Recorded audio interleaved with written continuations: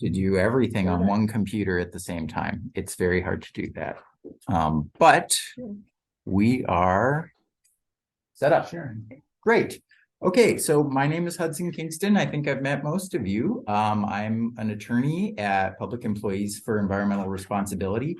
This presentation is sort of dense and boring, so Maggie told me that I should have this carrot on the edge of the screen to just sort of have everyone have a nice, yeah, I should have gotten an angry stick. But the presentation today that I'm going to try to get through is called Rotten Carrots and Not Enough Sticks, Industry Capture, Policy, and Climate. And this is to follow up on Jeff's great presentation about the possibilities of the iron and steel industry here in Minnesota, and Barb's great presentation on the energy demands of the current and future iron and steel industry in Minnesota. I am going to try to give some of the third leg of that presentation and talk about policy in the state of Minnesota, either federal policies that affect us or Minnesota policies that are affecting the iron and steel industry. So we have a lot of topics. We'll see how far we get, but again, that's a photo of me with a shorter beard, and we are going to be talking about things such as how policy works, either incentives for industry to do better or regulation to punish them when they do bad. How climate policy is supposed to work in heavy industries where it's very difficult for them to decarbonize. How it actually works in Minnesota. And then in that part, I will talk a little bit about specifically how the policy is working in the iron and steel industry, and then also more generally about our electrical industry, because as Barb was talking about, both there are big time carbon emissions in making steel, but there's also big time emissions in the electricity that is then provided to the iron and steel plants. And that's already the case here. It will be more the case with an electrified future where everything is running on electricity. And then we are going to talk a little bit about new federal policy that has passed. I am by no means an expert on everything that got passed in the two big bills that were passed at the federal level, but we'll talk about that a bit. And then we'll talk a little bit, if we have time, about possible policy that could be coming down the pike in Minnesota or even at the federal level in divided Congress. So we'll see if we can get to all of those things. Just as a quick reminder from Jeff and Barb's presentation, iron and steel is both a huge source of pollution, and it's also a huge potential for policy innovation and technological innovation here in Minnesota. So I just pulled some of these stats off of the EPA's most recent information on greenhouse gas emissions. In the state of Minnesota, Mintac is the 5th biggest greenhouse gas emitter. If you're going down the list of mines, United Taconite, Fairlane is the 2nd biggest mine. And then Hibtac, Minorca, Silver Bay, North Shore, and Keetac all have over 200,000 tons of CO2 emissions. So added together, they're almost as much as Mintac. But that's, so 6 mines here are producing a whole lot, millions of tons of greenhouse gas emissions every year. And then don't forget the indirect emissions. So like we talked about with the electrical system, most of these mines are getting their electricity from Boswell Energy Center, which is the 2nd biggest emitter in the state, putting out more than 5 million tons of greenhouse gas emissions last year. And then just to pull an example out of nowhere, a really big emission source of greenhouse gases in Pennsylvania is U.S. Steel's Edgar Thomson plant. And that makes steel using iron that is mined here in Minnesota. So if you're talking about the entire supply chain, you have to talk about the power plants that are creating the electricity, and you also have to talk about the steel making step, which, as Jeff and Barb pointed out, could be done here in Minnesota, which would greatly increase the amount of industry here. And the question is, could it also decrease the amount of global pollution? So, policy. We're talking about policy today. There are 2 types of policy I'd like us to think about, incentives or regulation. So back when the Cuyahoga River was on fire for the 20th time, the United States decided on regulation. Instead of paying the companies to be better, we told them stop lighting this river on fire. And it has not been on fire for a while. So that's great. That worked out well. That's the way I like to do things. Regulation and top-down orders are my preference. But that said, politicians have gotten a lot more focused on incentives more recently. And so there's regulation and there's incentives. So incentives can be loans from the government at really favorable rates, grants, just free money, or price supports, demand or assurances that you will buy their product or assurances that someone will buy their product. And all of those are at play in climate change.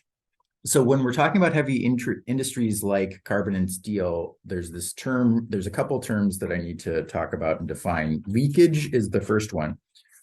So the idea with these heavy industries is leakage would be that if we regulated the iron industry too hard, then they would move all their production to a place that didn't have such regulations. So like these are all in multinational global corporations, and they can, in theory, go to Brazil and make iron pellets in Brazil if they don't make them here.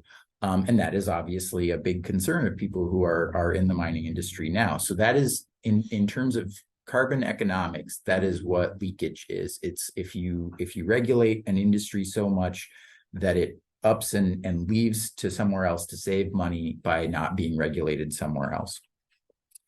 And then also related to leakage, we aren't worried about crapola doing that. We're not worried about Zups leaving to go be a grocery store in Canada, right? We're worried about energy intensive trade exposed industries. So heavy industries that use an insanely large amount of energy and also are competing in a global marketplace. So they're creating commodities that go on ships and end up wherever the hell they end up. The iron and steel industry is a great example of this. The paper and wood industry is a pretty good example of this. I mean, obviously, you won't necessarily send your boards to the other side of the planet, whereas you might send your iron pellets to the other side of the planet. But these policies and this world we're talking about is for energy intensive trade exposed industries, which here is the iron industry. And IDE is the very shorthand of that. So leakage, I tried to make a visual representation of it in case it wasn't great or it wasn't very clear, is if you're in a space, say the United States, and you had such a strong policy that it cost industries some amount of money, they would, in theory, make money by leaving. So that's what the arrow here is meant to mean, that by getting out of regulation, they would make money. And then just to state it one more way, if you regulate an industry too harshly, it might be cost effective for them to relocate and take their climate warming pollution and economic activity elsewhere. The interesting thing for climate economists is that it doesn't matter whether you emit a ton of carbon here or you emit a ton of carbon in Brazil. You want that ton of carbon to not be emitted.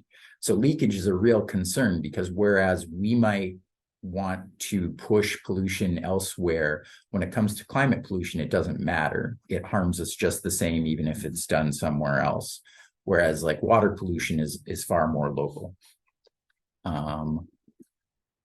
So how is climate policy normally supposed to work? Well, the way that the folks that invented the word leakage are thinking of it is, first you regulate the hell out of carbon. So you either are doing like a US style top-down Clean Air Act, just limit on the amount of pollution you can do, or you do a carbon market where you're raising the cost for pollution, but you're not necessarily mandating exactly how much that person that industry is going to pollute that year. They can purchase the right to pollute. So there's two ways, those two general ways of ratcheting down pressure on the industry. But while you're ratcheting down pressure on them based on how much they pollute, to keep them from leaving, to avoid leakage, you then also pay them a subsidy. So you say, like, we're going to punish you per ton for your carbon pollution, and we're going to give you this amount of money one way or another to stick around. At that point, they're strongly incentivized to pollute less, because they're getting this great free money. And also they can save money by not polluting those tons of pollution. Pricing, of course, is the big problem. You have to get those prices exactly right to incentivize stuff, and not just give them a free pass on the taxpayer dime. But this is my attempt at drawing it using the same circle. If you have a regulatory cost of $2 signs, and then you also are paying them $2 signs to stay, then there isn't that leakage. You don't move your plant outside of the regulatory structure. You stay and you work on decreasing your costs of doing business. So I summarized it in words. The companies have a strong incentive to both clean up to save themselves money or stay legal and operating, and they have the support they needed to stick around and compete on an international scale. So they're not being undercut by companies in other countries that don't have to deal with this type of regulatory cost. But in Minnesota, that's not how we do it. On regulation, we don't do the first step. We have an extremely light touch enforcement on existing mines. Jeff foreshadowed this with talking about water pollution, and I would love to talk about Mintac if we have time, because Mintac is a great example of both getting a light touch on its water pollution and getting a light touch on its air pollution. And it is the biggest mining source of air pollution in the state in terms of greenhouse gases, and also it's the biggest in a lot of respects. It's just a great example. So we don't have a market. We have no carbon market. We have no cap on carbon pollution in the state. And then we do have existing climate policy that regards the energy industry. And you may have heard on the radio or at times that the only part of our economy that's actually doing well on climate is the energy industry, because they've had an existing policy with goals that they've been working towards. It regards the biggest coal plants, including Boswell in the state, but it doesn't regard these large industrial sources of emissions. So like the big mines have been untouched by our climate policy as far as I know. So even though we haven't done the first part, like where they're doing in California or the EU, where they ratchet down the regulatory pressure, we do the second part. We do the incentives. We do give them money, and we produce far more pollution and product as a result of those incentives, because those incentives work. So on incentives, first of all, we have a general control on the energy industry called the Conservation Improvement Program, and it requires all of the utilities to slowly increase efficiency and decrease electrical demand among their customers over time. So it's just this long, slow, incremental change that incentivizes utilities, which normally want to sell more electricity. It incentivizes them to sell a little bit less, and they get money to invest in energy efficiency. Does not apply to these industries. It does not apply to heavy industry in Minnesota. All they have to do is submit an application to the Department of Commerce saying that they would not like to be subject to this law, and explain how they have been working on energy efficiency. And then the Department of Commerce can give them an exception.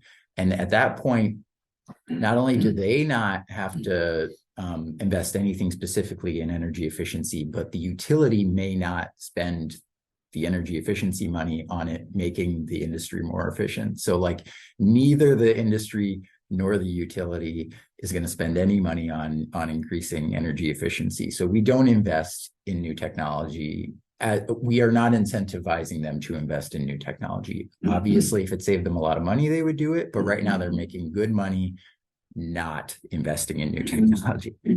On the other hand, there's this thing called an energy intensive trade exposed, or EIDE, electrical rate. And starting in 2015, the legislature passed this law, which if you look at it, it's a very oddly written law, almost as if it was written by a lobbyist, but I don't know. That allows both Otter Tail Power and Minnesota Power to offer heavy industry preferential electrical rates. It specifically accepts these electrical rates from all of the like consumer protection controls we have in state law. So normally setting an electrical rate, it has to be just and reasonable. They explicitly say, we don't want it to be just or reasonable, just give them a discount. And so in 2016, Minnesota Power proposed, and in 2017, it was finalized an ID rate that was going to raise all of the residential bills for everyone who lives in Minnesota Power territory by 10%, raise the small business bills by a little less than 2%. And just like on the backs of the little guy, they were going to give a discount to the mines. Minnesota Power has said, and I have not checked their numbers, they have said that they didn't raise the little guy's rates because Keetac came back online. So they sold a lot more electricity to a mine that had been dormant. But currently the rate is set so that all of these big industrials are getting a steep discount on their electrical rate. And this law says that the purpose is to produce more exportable product. So we incentivize them to stay open, to continue producing, to assure company profits. And it will be soon, it will be permanently part of Minnesota Power rates. It was a sort of tack-on policy, but Minnesota Power is doing a rate case right now, and it will just be baked in forever that they get this, by definition, unreasonable and unjust discount on their power rates. I mean, maybe it was accidentally reasonable and just, but there was no legal requirement that it was. So those are the two big incentives I'm aware of in Minnesota law, and I invite you to read an extremely long article I wrote about it. If you want, I can share that with the group, and have sent it around on the listserv already. So just to summarize what I said, in Minnesota, we have lots of great incentives for increasing production or increasing energy use, and also increasing production for cheap energy use. On regulation, we generally have very good laws on paper, but against the Minnesota mines, they do not always get enforced. And again, we can talk about MinTech if y'all want to. And then also, in my very long article, I addressed trade policy. You know, we have protectionist trade policies, and especially under the last administration, we were increasing tariffs on iron and steel and aluminum from Canada, the EU, and pretty much every nation on the planet, which in theory is good for the Minnesota iron industry because they can sell their products at a higher price, but it also does nothing to increase innovation. It increases their interest in short-term profits, but it does not increase any interest in long-term investment. So in addition to this, like I said, I wanted to talk a little about our existing climate law and the energy system, because there is a law that encourages the utilities to be a little more efficient. And if we're going to clean up heavy industry, as Barb presented, we're going to have to greatly expand the electrical system and also clean it up at the same time, which is a huge task. And also, as Jeff was presenting, we need to have a lot of energy here where the actual iron ore deposits are. So it's a complicated system. It has a lot of moving parts. What are we doing in Minnesota policy-wise? Well, many states have something called a Renewable Portfolio Standard, or RPS, and that requires a certain amount of the utility electricity generated to be from renewable sources. And often renewable, especially here, means wind turbines, it means solar, it means geothermal, as they have in Hawaii until the volcano comes and takes away their geothermal power. And it means hydro. So Minnesota Power gets about a third of its electricity from hydro dams up in Canada. And so it is a certain percentage of their electrical system has to be generated using these renewable sources. And then the example, I'm so happy we talked about Hawaii, is Hawaii and California and states like that have continued to increase their RPS. So they are now on a fairly short timeline expecting to have 100% of all electricity on their system is going to be one of these renewable sources.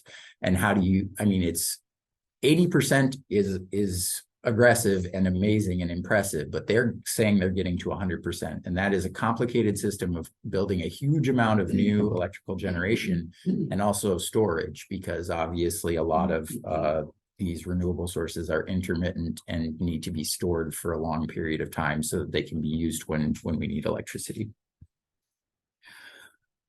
If you have something less than 100% for your RPS, the companies can keep making more renewable energy, but they're going to take those credits that they have. So there are these things called renewable energy credits. And if it's within the RPS, the company doesn't get to do anything with them, right? Like they are mandated. You have to have 80%, 100%. You have to take these renewable energy credits and just throw them in the garbage, because we as the state have used those. They have been used.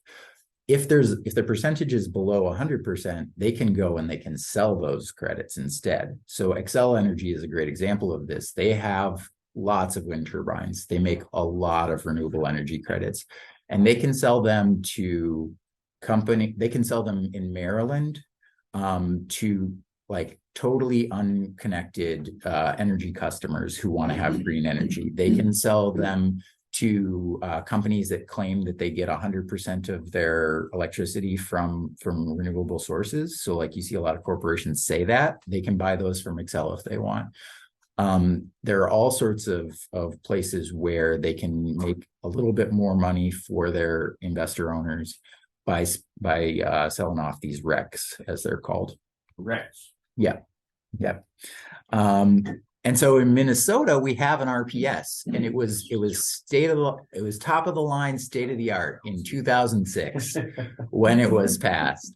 It has never been updated, and the requirements, interestingly, the ambition was that by the year 2020, in the far future, Xcel would generate 30% of its electricity with renewable energy, and by 2025, which in 2006 was a long time to go, Minnesota Power would generate 25% of its electricity. So there's a little difference between Xcel. It has a slightly more ambitious timeline and percentage. But there has been a strong incentive in the last 20 or 15 years for these 16 years for these companies to keep that rate as low as possible, like keep it where it is. And it has stayed where it is because they can make money off of selling RECs to various private parties. Also, interestingly, I don't know if this was in the original version of the law. I think it was. We have some questionable renewable energy sources. So like burning garbage is renewable energy in Minnesota. Burning trees is renewable energy in Minnesota. These things, even if they're renewable in a sense, are not great for the environment, and questionable whether burning either of those things actually is climate neutral. When you cut down trees, you're emitting greenhouse gases, and then when you burn them, you're emitting even more. So we have an RPS, but it hasn't changed, and it has a few issues, let's say. So that's where we're at. Now I'm going to talk about where we're going a little bit, and I am by no means an expert on all of these things, and there might be a future presentation to cover this more in depth, but I wanted to at least talk about it a bit. So in federal policy, two big laws: the Inflation Reduction Act, which I just have up here as the IRA, and the Infrastructure Law. People forget about that one, but that's a huge law, both passed in the last year or so. Tina Smith, who I often don't give her any credit for stuff, honorable mention, did try to get a national RPS.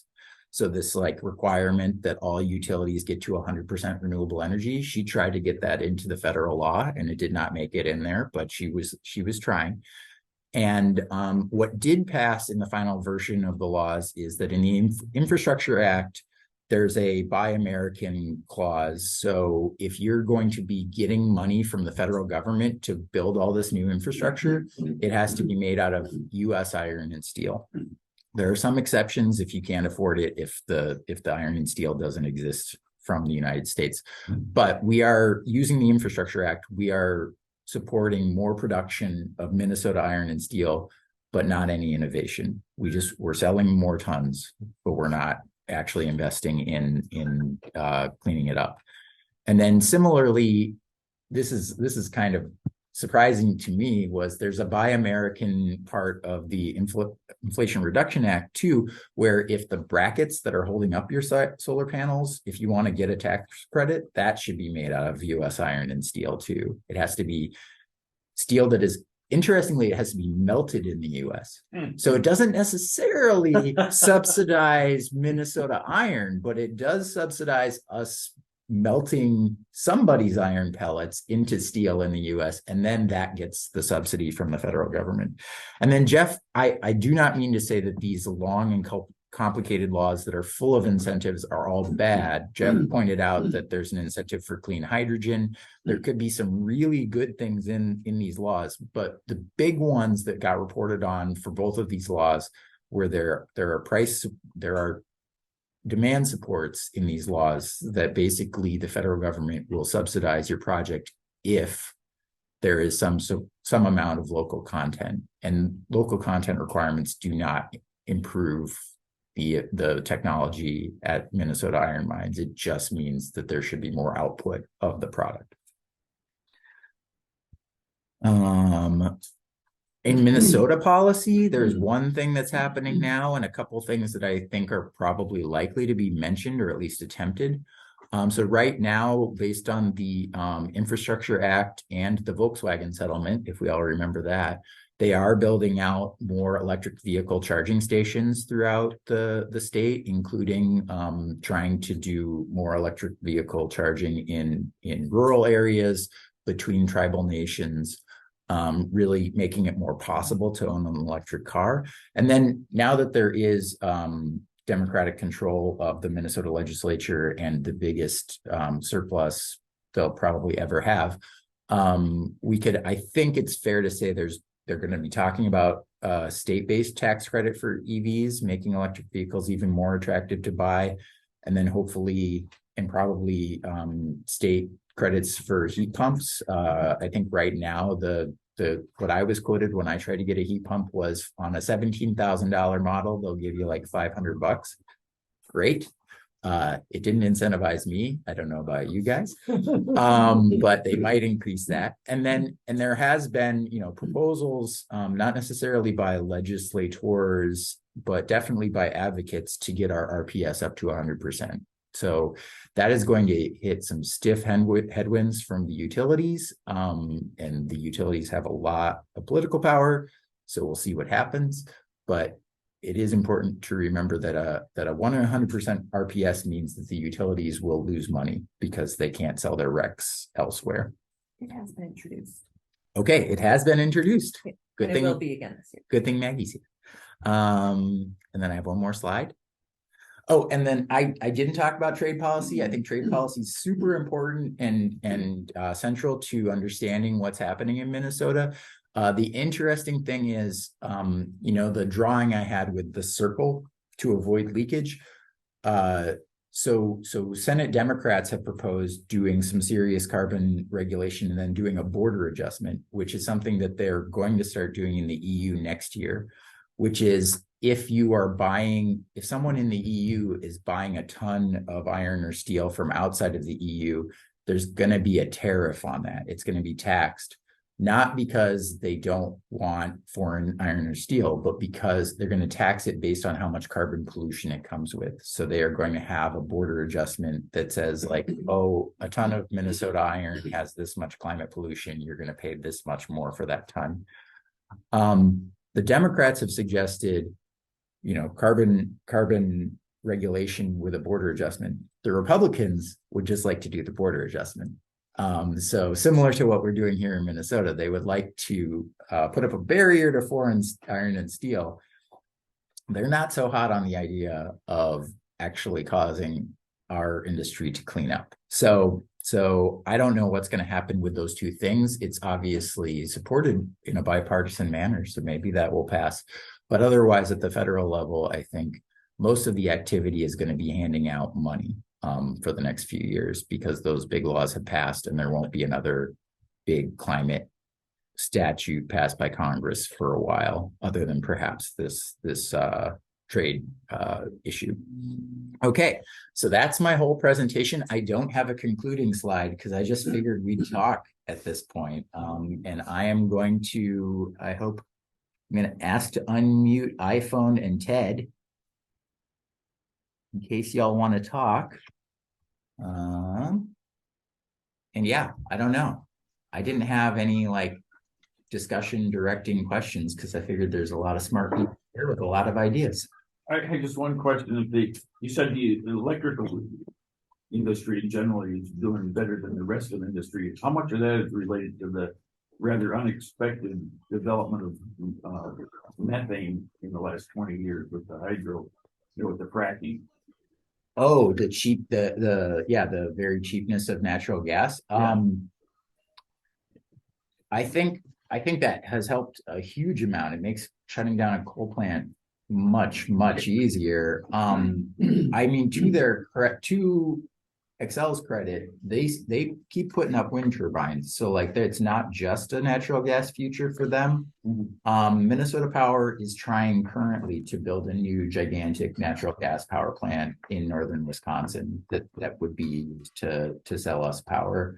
So it's definitely a big part of it. But yeah, I mean, that's the thing. They have some incentives, but they also have these technological possibilities because fracking made natural gas so in the United States that we just don't know what to do with all. But nobody saw that coming 20 years ago. Yeah, no, absolutely. Have you heard anything about running natural gas plants with hydrogen? I heard about it from Jeff to some extent. I think I mean, as I think we talked about before, hydrogen is a storage medium for electricity.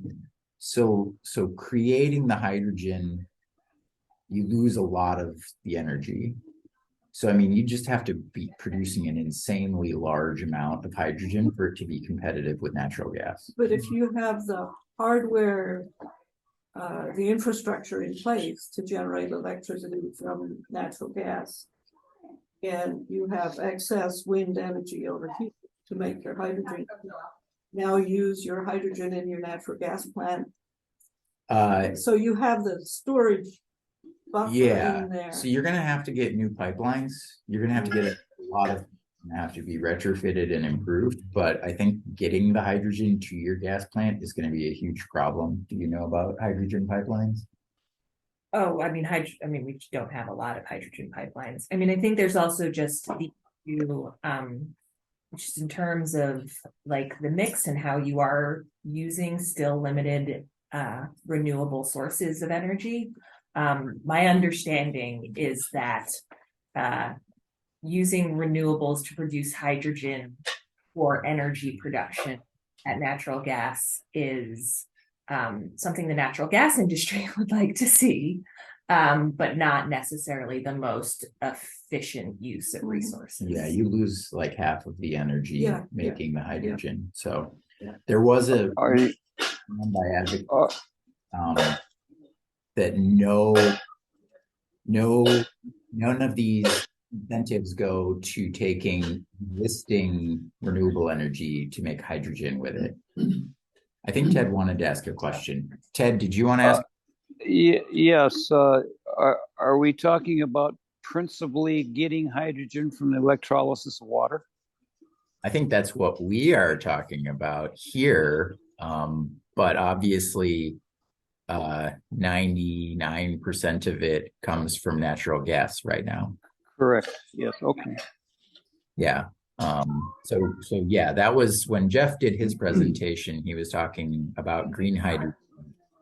And I think we all agree green hydrogen is better than any other kind of hydrogen, but unfortunately it will be much cheaper to get gray hydrogen from North Dakota and Alberta than it will always be cheaper unless we pass extremely rigid carbon policies that make it more expensive to produce that kind of hydrogen. Will it always be inefficient to produce hydrogen? I mean, you're losing 50% of the energy from your renewable to produce hydrogen. Is technology able to improve that or Do you have an answer, Jeff? Well, I think the immediate answer is producing hydrogen from green hydrogen from electrolysis. Of course, it's only green if your electrical energy and those electrolyzers comes from a renewable source, and that's not natural gas, of course. And so what is the cost of that renewable energy to be able to do the electrolysis? I think there are advances that could change that formula, okay? Just a small one, which happens to be my deal, is you can make hydrogen from sulfate. In mine pit lakes, make hydrogen sulfide, and then you sequester the sulfur and you use hydrogen. Yeah. Breaking up hydrogen sulfide is less energy intensive than breaking up water. Oh, yeah. Okay, therefore you could produce more efficiently, more economically hydrogen sulfate than you could by electrolysis of water. Can that be scaled up though? Yes, it can be scaled up. And so, you know, there are some other things in the sulfate we have here happens to be right at the mines. So then it ties in with what do you use the hydrogen for? If you have to compress it, clean it up, transport it a long way, use it for a power plant or something, Yeah. you lose a lot of efficiencies. But if you use it locally for something that doesn't require compression, long transportation, it could be a far more efficient use. The example I use on that is, do you burn it in a power plant, or do you use it in your mine haul trucks? Or do you use it to make ERI? Yeah. Or do you use it to heat high school in Aurora? Heating a high school is a more energy efficient way of using hydrogen than burning it in a power plant to turn it into electricity that then goes Yeah. somewhere else. The more direct use you can use it, Yeah. the more efficient it is. And so I think there are possibilities, but we're not there yet. Yeah, I would agree with you, but I would say it should be used for DRI pellets first Yes, to the exclusion of everything else, because that process needs hydrogen, whereas a natural gas plant can be replaced with totally renewable energy without any of the transportation or anything. And I mean, you could use it to heat buildings and homes, but heat pumps down to down to a certain temperature are 3 times as efficient as burning hydrogen will ever be. Heat pumps are just by definition far more efficient than burning stuff. So we can use hydrogen can be used for so many things, but I think that the overall thesis is it should be used to make iron pellets. agreed. I think it's a priority factor, and that is the best place you can use it. Yeah. And everything else that goes along with it, that industry, because it cleans up that whole industry. Yeah. And it can be a local resource that is totally used for that. And it could produce a lot of very interesting jobs, creating Yes. that hydrogen and then using that hydrogen. It would, in theory, I think it would increase, as Barb was saying, it would increase the population here significantly. And they would be high skill jobs, but they would also be pretty well paid union jobs, which is pretty exciting to me too. So do you want to pick up and talk about the proposal from the MCEA for what they're gonna I do? told you. Maggie told me somebody was gonna ask that question. It was gonna happen. No, I know. I was just like, you better. I'd like to hear some comments on that. I might make a few myself. I mean, I just looked at it very high level. I mean, the important thing is they don't own the facility, so it's a great thought experiment. Uh-huh. But like, look, and I love the fact that they're doing it. short of having the legislature nationalize that piece of land, which seems kind of unlikely in this political climate, I don't know if it's going to get built. But I mean, it's got elements of all of the things we're talking about here. The one thing I will say is a lot of bats live in that building, and I want to hear a version of the plan that takes care of those bats because I Good think plan. they're endangered. So we need to watch out for those guys too. Is this What were the you thing that talking about? that came somewhat on the iron air battery? I mean, so Barb, do you want to say what the MCEA proposal Oh, yeah, is? If folks this is haven't- for the polymet site. That they want to use the existing facility and land to install a huge solar collector and some windmills, turbines, and a bunch of batteries. Yeah, and they wanted So to it will use be, it. They said the iron air battery. That's What's right. their name for those? Sundog. Sundog. Yes. Yeah. Oh, I love it. And then there was also mention of a DRI plant to be run from the power that is generated. Now the ore is not right there at that point. So how the logistics of this whole deal work out, I have no idea. It turns out if you've got a lot of energy, there's all kinds of options. You can do things, yeah. Mhm. But my comments on that, first off, I really agree that the Sundog proposal, which is a concept, okay? It's a concept of saying, do renewable energies, windmills, solar panels. They've got huge pumped hydro storage capabilities there. Bit one in front of Mesabi Metallics is 218 feet higher than the Pineville Mine Pit Lake just down the road. Okay, that is Okay, 218 feet is pretty reasonable elevation change for Minnesota, it's a for great. Minnesota for pumped hydro storage. Because if you're gonna have the renewables, you need the storage, right? Iron air batteries are great. The mines, the land area that they chose to do this on was chosen for a very specific reason. It wasn't because it's the best. It wasn't because it's the most efficient. It was because it was the polymet site.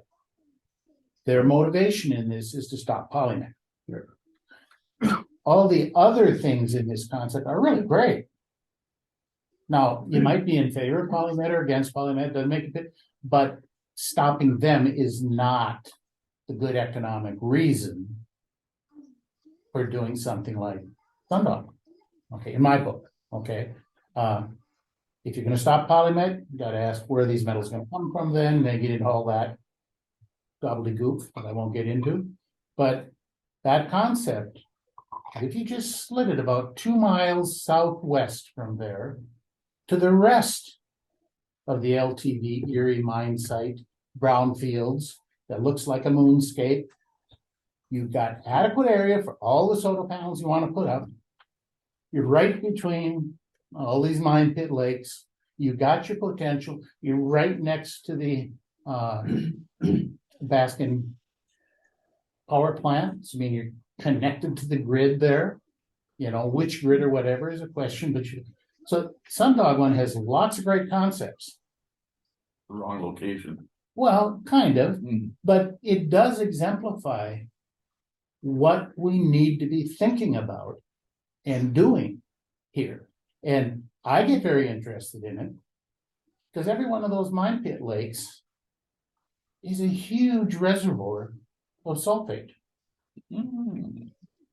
that is feeding out, and it's the reason Aurora is moving their intake water down to the Embarrass Lake pit because of sulfates.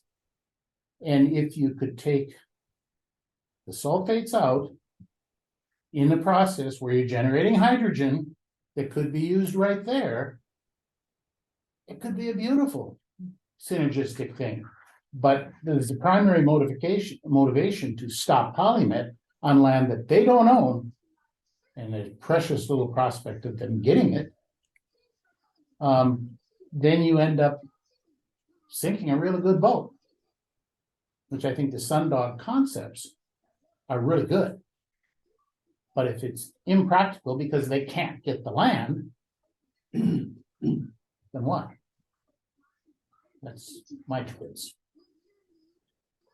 To change the topic just a little bit, I mean, Rex have always puzzled and confused me because they're so complicated, and I get the feeling that there's a certain amount of double dipping going on here. Oh my God. So, You Do you think?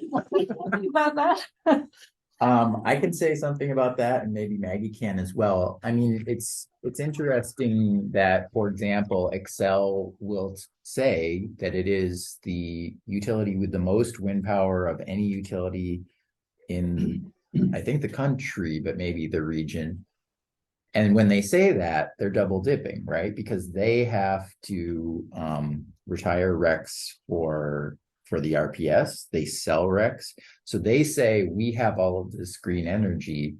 Well, the benefit of those RECs is being sold to someone in Maryland who's using it to call their coal energy green energy. So I mean, there's some amount of double dipping just in terms of being imprecise about like whether you can say that you have green energy if you're selling the green part of it, because there are bundled RECs and there's unbundled RECs.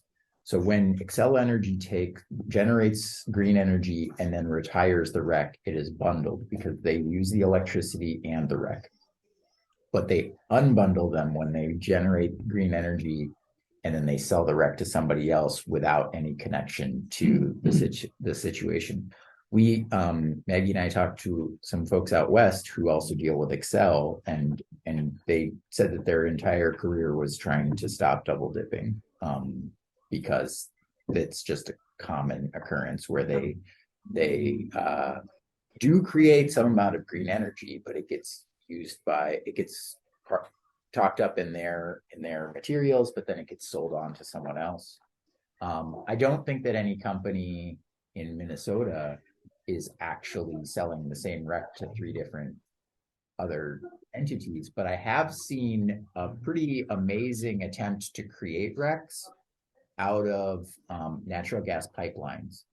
So at the natural gas pipelines, they have waste heat, and they were trying to generate RECs by taking the waste heat and making a small amount of electricity using that, and they wanted to sell that as green energy into the Minnesota system. And the Minnesota Department of Commerce said, no, thank you, to their credit. So there's a lot of weird stuff going on in the REC market that most people don't talk about. And it's actually very hard to get the information on how it works. Yeah, it's so especially here. complicated Yeah. to sort it out. I think Lake Country Power had and maybe still has a program called Wellspring where you can contribute a certain amount of extra money. So you can say all of my power is wind power.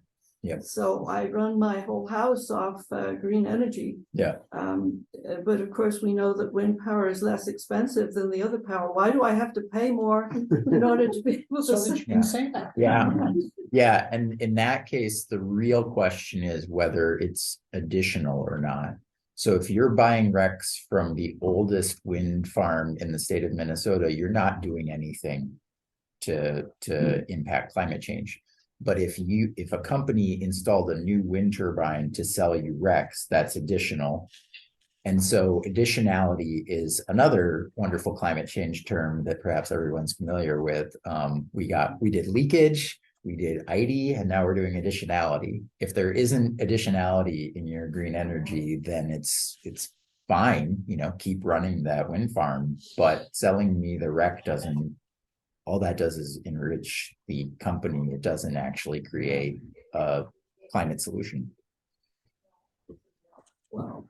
Should we fold up here? We could, I yeah. want to make just one comment before you close up. All the talk about the costs of energy and the costs of producing using,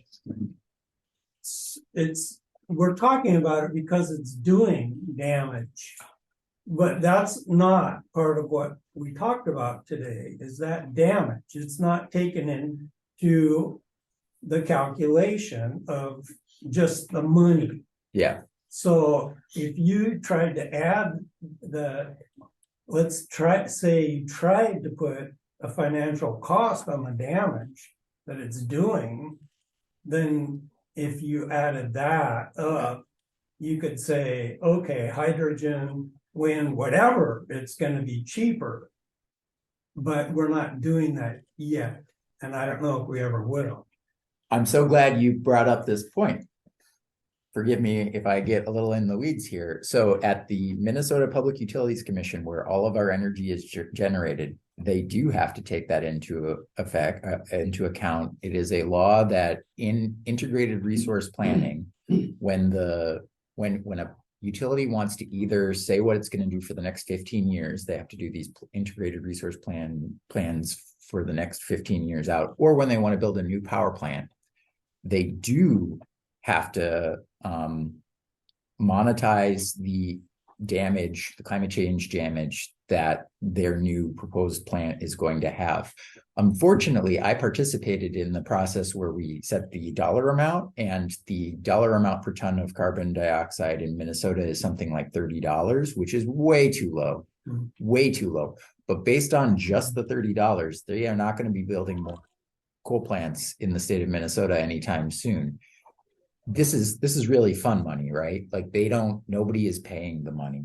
But in utility regulation in this state, they actually do have to say how much climate damage they're going to do. And if the damage far outweighs the benefit, then it's going to be very hard for them to get the permit they need to build that new power plant. Okay. So we do it as a intellectual exercise sometimes. Or future, And in there is even a docket for at the Public Utilities Commission for increasing that above the 30 some dollars that it's at right now. At the federal level, they have a social cost of carbon, which just got bumped up, and it's going to get bumped up a lot more. Do you know what it is? It just got The number is. bumped up to $150 or so. And again, it's a hypothetical number, but it is used in a cost benefit analysis, which some people really love. Some people hate it. But it's used in a cost benefit analysis. And if those numbers do show that the cost, the damage, the cost of society is going to far outweigh the benefit, then that could sink the approval of a power plant or a regulation or any sort of policy that the government has control over. Obviously, I'm thinking about this in terms of whether someone gets a permit or not, because that's where a lawyer could actually do something. But you might be thinking we should really set a real social cost of carbon on things, and someone should actually pay it. well, they talk about mitigation and credits that they buy to mitigate that's a whole nother big subject, maybe for another day. But I'm real interested in that. Partly having to do with forestry issues. Yeah, absolutely.